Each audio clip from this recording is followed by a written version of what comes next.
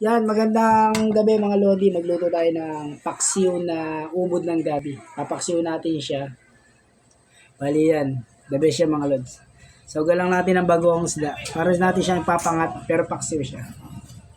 Nainin natin itong bawang mga Lods. Yan, naihimas to mga Lodi. Agmangan. Bali, hilera na natin siya mga Lods. Lagyan natin sa kawali. Ganyan lang ano niya. Yan lang pagkakalagay niya, pantay-pantay lang mga Lodi. Yan. Pantay-pantay lang natin siya para mabilis siyang maluto at malasa. Bali, lalagay na natin yung bawang mga Lodi. Lagyan natin yung bawang. Yan, Lods. Sunod natin yung sibuyas.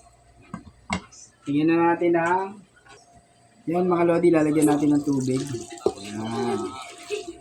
Ng aji na mo.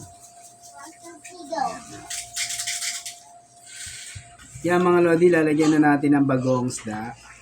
Yan. Yung maglalagay ng asin. Mawawala ang ating silver swan.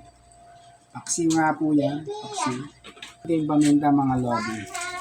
Para mabango yung ating paksiw. Yan mga Lodi. Tatakpan na natin yan at isasalang na natin sa napakatagal na panahon.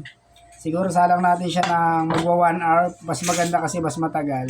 Hindi siya kakate. Yan ang sikreto ng gabi. Kailangan lutuing maigi. Kaya dinamihan ko ng tubig mga Lodi.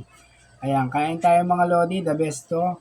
Masustansya at masarap. Yan, kain tayo mga Lodi.